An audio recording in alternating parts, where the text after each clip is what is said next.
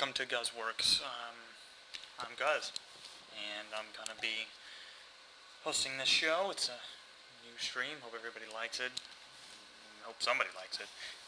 Today I'm showing off a military drop pod. Well, I'm not really showing it off. I'm actually testing it out because, yeah, it needs some tests. And at this point in the stages, I'm trying to decide if I want to continue to have actual engines on it and fuel. Reason being, here's some background. My initial idea was that I would have a drop pod that could come in from orbit, and upon reaching extreme closeness to the ground, I mean a couple hundred meters from orbit, I would do a suicide burn that would completely stop me just before the ground, and everything would be good. And in that way, if you had a military drop pod coming in from orbit, you wouldn't want it to, parachute up at even this height, because then you're just visible. You get these giant orange chutes, you're slowed down a lot, you got a long way to go before you get down, taking, enemy fire on all kinds. So, not good. You want to stop as soon as you get there. Now, the Kerbals might not appreciate it, but listen, they can survive ridiculous amounts of G's inside their cockpits and things. So, whatever. I'm just going to throttle up real quick here, and according to my math, about 200 meters we should be okay, but also have the issue of slanty stuff and my landing gear not coming down fast enough, so here we go!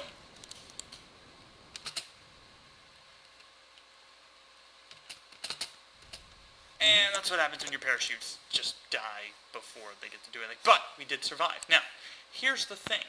If I just use parachutes really close to the ground, as much as the drag has slowed it down, I should be okay. And we're gonna test it real quick.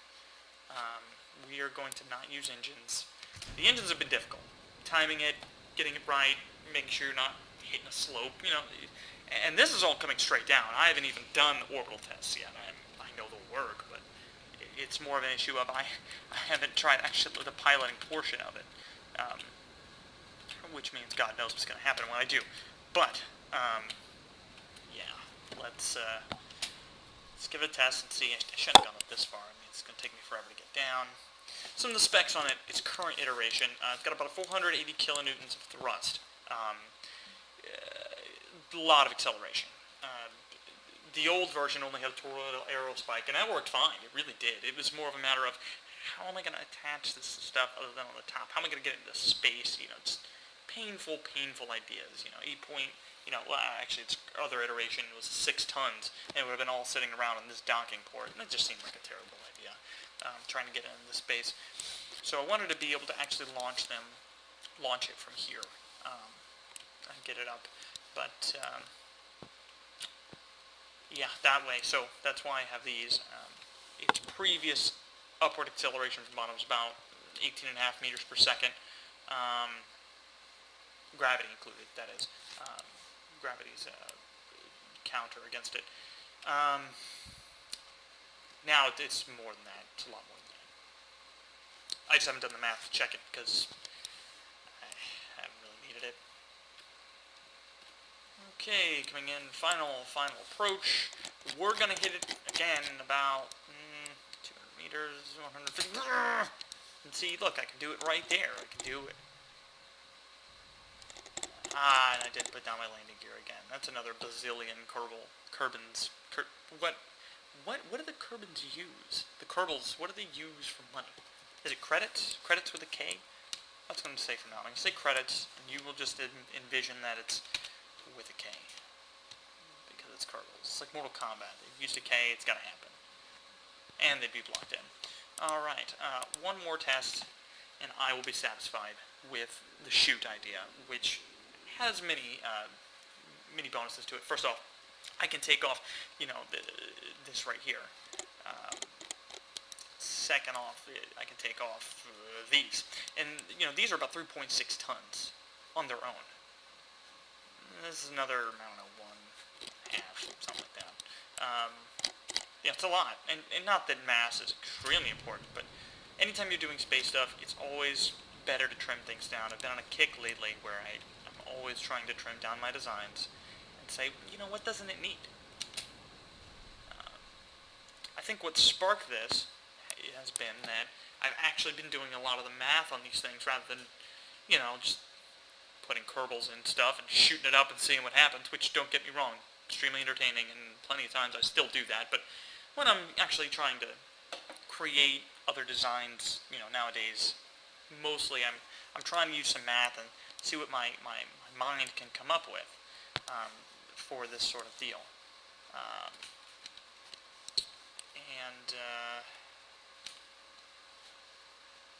Yeah,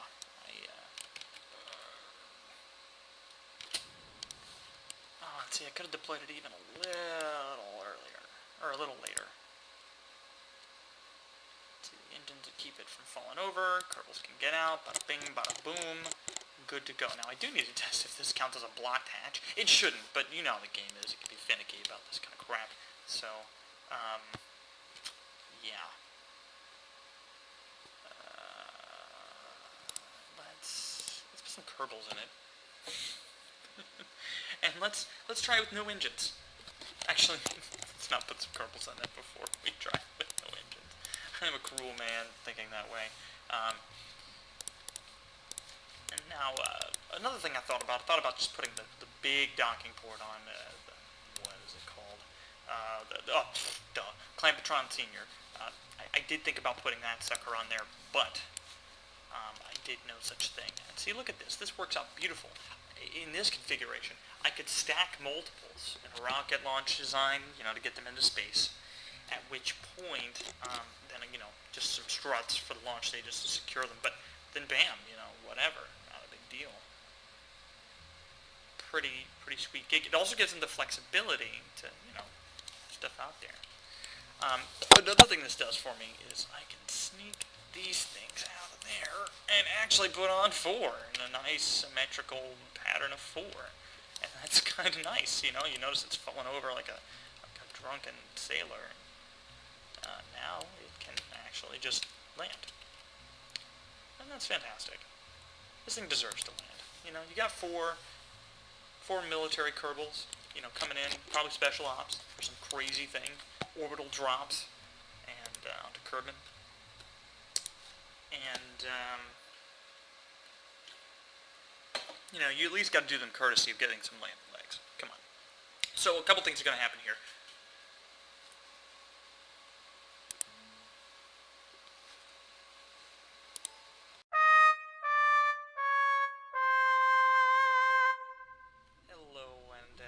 Just experienced a crash.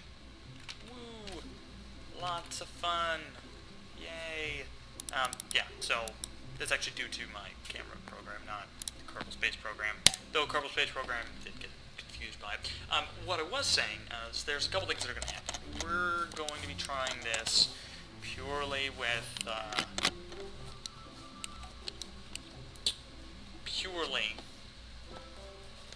parachutes. There is a quirk, though, and I was just thinking about it after the crash. When it comes to drop pods on other celestial bodies, I'm gonna need those engines. I'm gonna need them. And I don't want to... I mean, I could design specific ones for specific situations, but for Zion Corp's interests, that's going to complete... that's going to It will create logistical issues, cost issues. We can use a general purpose one and fabricate tons of it and get this to go. Good and bad things with that. I gotta do all the crap to get these back here. So let's try that real quick. Between these engines, see if we sneak it in right. Now keep that on. And double symmetry. Alright. I gotta put the fuel back on. I don't want to do it. Let's do it like that again, I guess. And that also means I need to put the Rockomax Mark 55 radial mount liquid engines back on, adding that 3.6 tons of mass for engine's sake. Yeah. Less than excited about that. Less than excited. I mean, don't get me wrong, I look for excuses to use these, because they're cool. I mean, I don't know, anything mounted radially looks cool to me. I love radio mounted stuff. I do like times to use them. This is just one of those times I don't want to. You know, you got a giant, massive thing coming in orbit. It weighs, it's a multiple ton object, and you're trying to stop it and keep the things alive, and it's just crap. I'm also rethinking the docking ports idea. I don't know how I'm going to maneuver these things like this. I'm thinking in orbit, they'll be in some sort of space train configuration. Where essentially they all have Clampetron Seniors top bottom. They get lost in the orbit. They are docked by another craft that gets them, I don't know, some sort of space tug, gets them onto the military station I have in low carbon orbit. Is it in low carbon orbit? It's low enough carbon orbit. And then, as well, we will have a tug that pretty much says, alright, time to drop, Kerbals. Go grab it. They'll decouple, and at which point they can be shoved back onto Kerbin, or, if they have to do an interplanetary transfer, so be it, though that will be done, and a tug at its destination will take it.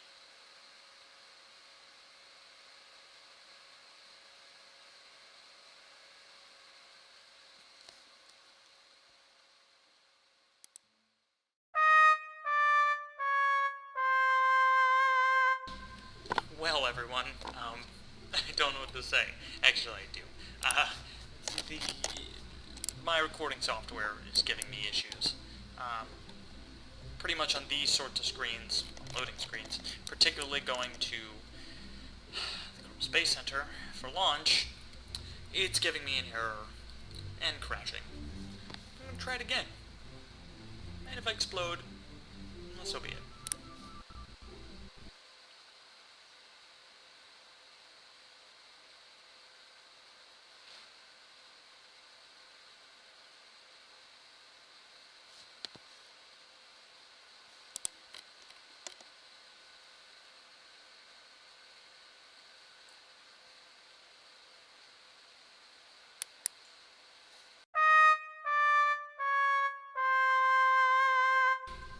Well,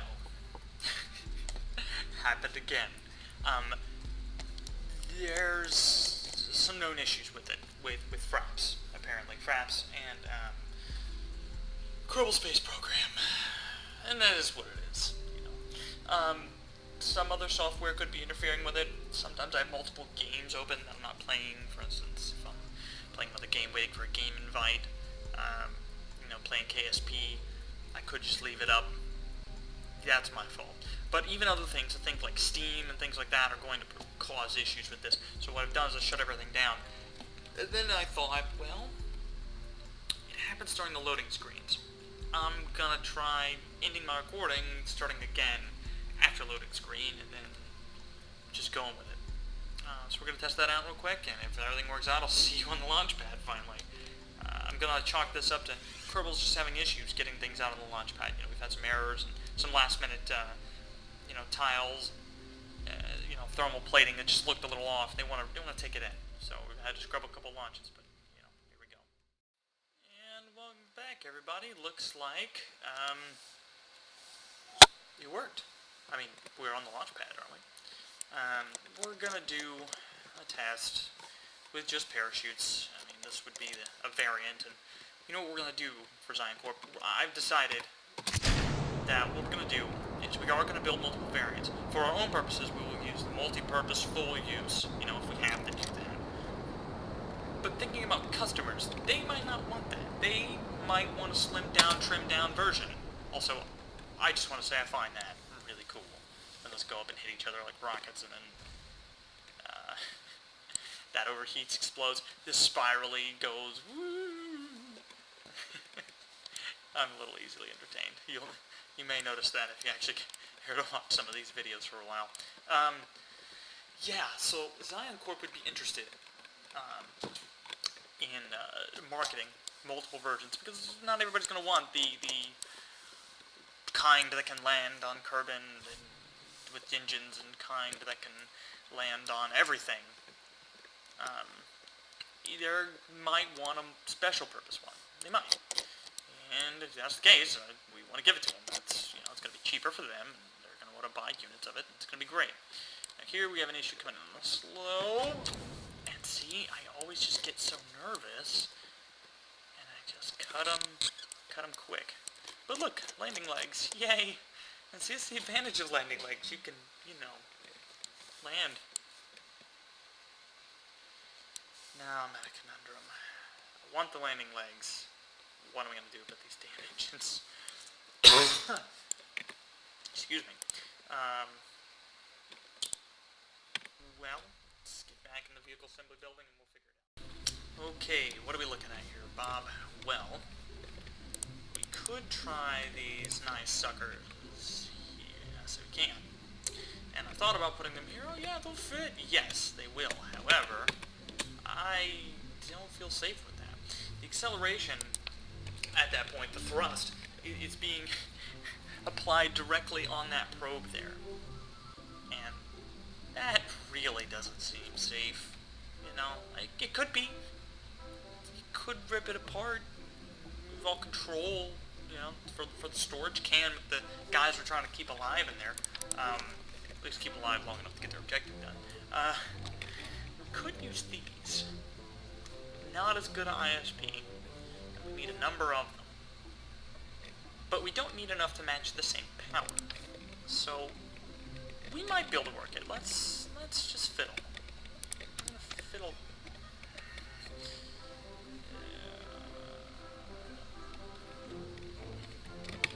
There we go. Double symmetry.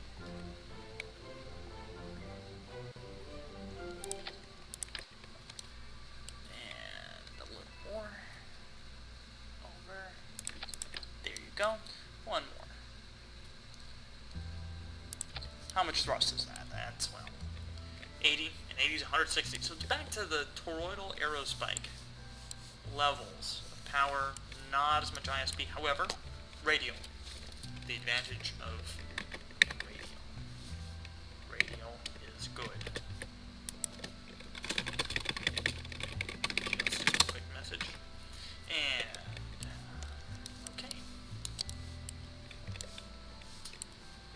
get out there and go get them again, I reckon. So here's what we know due to the tests. Pretty much, if it comes down to an atmospheric planet, such as Kerbin, all you gotta do is go to your lowest point. 100 meters less from the ground, not objectively. Obviously, if you see a mountain coming up, you shouldn't wait for your altimeter to tell you it's sea level because you're gonna smash the mountain first. From the surface, that's up to you to find out, and there's no way to fix that KSP except for to maybe something like MechJeb, maybe. And I'm not using mods in this series, so it is what it is. Okay. Pretty much, if you're using atmospheric, wait till 100 meters less. Before your impact hit your chutes. They will stop you, and it will take but moments.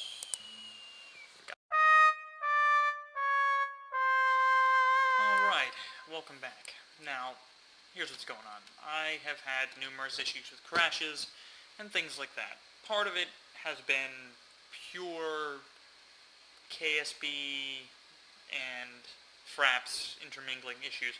Probably, it looks like when loading, there's almost like a change of resolution, almost. Like even the tiniest one in the game, and it causes fraps to wig out, go nuts, crash KSP. Fantastic, whatever, alright.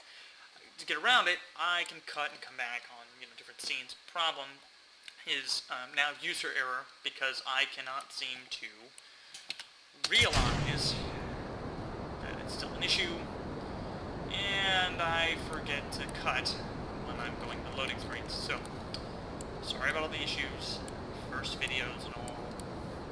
Yeah,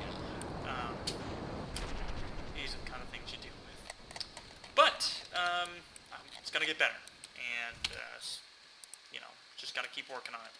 Alright, so what we're looking at here, 5.21 tons. I have a nifty graph over on another screen on a wonderful website, www.desmos.com, D-E-S-M-O-S, desmos.com/calculator, and it gives me a nice online calculator. Using it, I can figure out pretty much what I need to regarding thrust and when to stop things, etc. 431 is about when I'm supposed to stop it. And I screwed it up. Anybody know why? Fuel! Yar.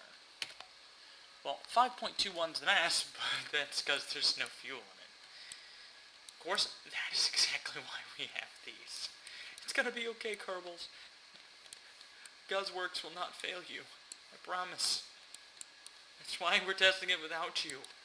Alright. Landing legs work. Parachutes work. Good test, everybody. See, I almost did it again. I will see you when we've added some fuel. Welcome back. On the launch pad again. This is the newest iteration. As you see, the rocket mats, the smaller ones, smaller radial engines. The addition of fuel tank, kept that thing that helps you with torque, reaction wheel on the top, lost the one on the bottom, might replace it, might not, thinking about it, we'll see how it's needed, probably not. This is probably all we need, at most. And I added a Clampetron Senior with some struts. Let's give it a whirl, let's see how we do. Again, we're not trying to go all the way up, because we don't need to for our purposes. As long as we can accelerate well enough to get down with good enough simulation, that's fine. So, here should be fine. Woo! Oh, I love that. Let's do the legs before we forget. They are powerful enough to withstand this drop, apparently, drag and things. So, we're not going to bother ourselves with it. Now, what is our current mass? 5.85. And all those additions with that, not bad. And we're weighing less than the original with the aerospike. 0.85. According to my math,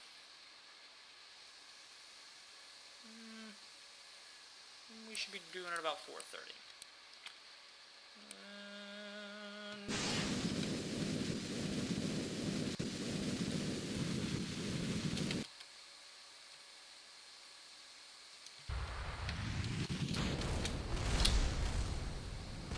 Complete and utter failure. Excellent. Once again. And that's part of KSP. Things just don't work right. And my shoots didn't come out right. It just happens. But ultimately it's user error. It's not KSP. It was me. But that's part of KSP. User error. Fantastic, glorious, explosive user error.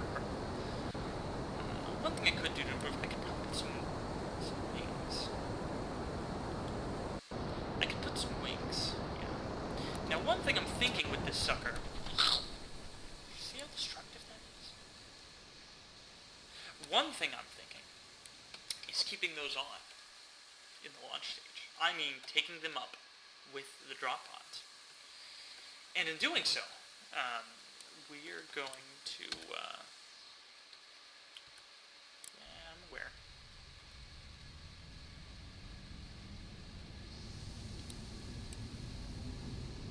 Let's get scary. In doing so, I can use them as like a strike platform coming down, you know.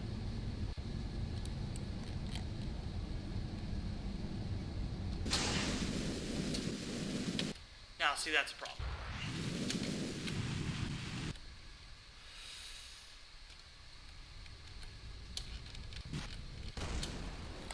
Well, we made it. Oh, no, we didn't.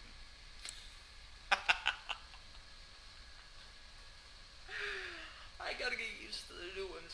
431st too high. I'm not accounting for something. Probably the decrease in mass as we go.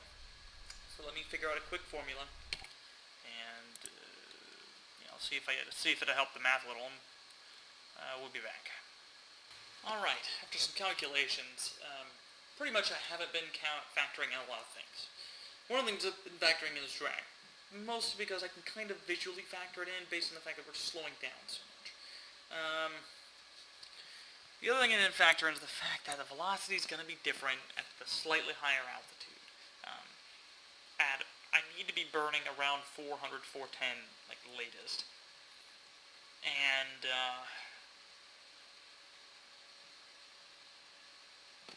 yeah, I didn't factor in a little bit more speed. So I'm doing that now. Let's see what our numbers pop out, shall we? Yeah, see that changes it too.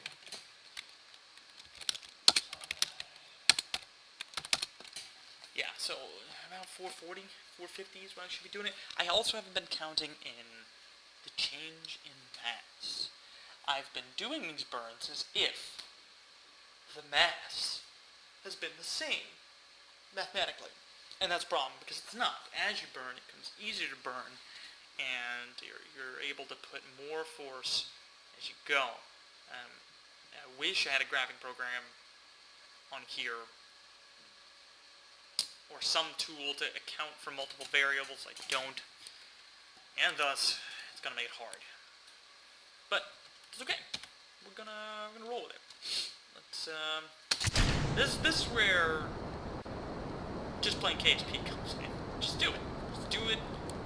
Screw the math. Let's see what happens. I have some estimates, some good estimates. And that should be enough. One of the things I was talking about before was keeping those on and doing one of two things. One, using them to accelerate on final approach because you know you're slowing down a lot. And you might want the extra boost. So you can do something like phase towards your target, shoot in. And then, before they finish burning, launch them off, decouple. And they become massive death torpedoes. Who doesn't want massive death torpedoes? Alright.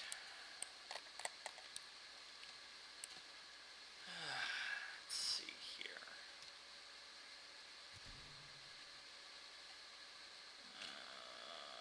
We're going to try burning at about 400. 410.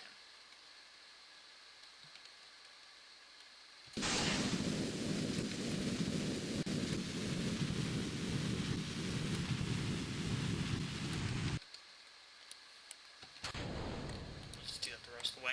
Yeah, I mean, that functionality works. What was my time? 5 seconds?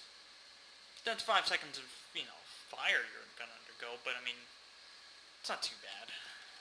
It's not too bad. Hopefully you're not dropping right in the middle of enemy fire. Then you open the pod. Maybe the windows can be used as fighting points. And bada bing, bada boom. Hopefully this thing can take small arms fire. Okay, so that's pretty much it. These have been the military drop pod tests on Kerbin. I have yet to test them from an orbital altitude. Granted, I don't think they'll be much different. The difference will be I won't be burning straight down.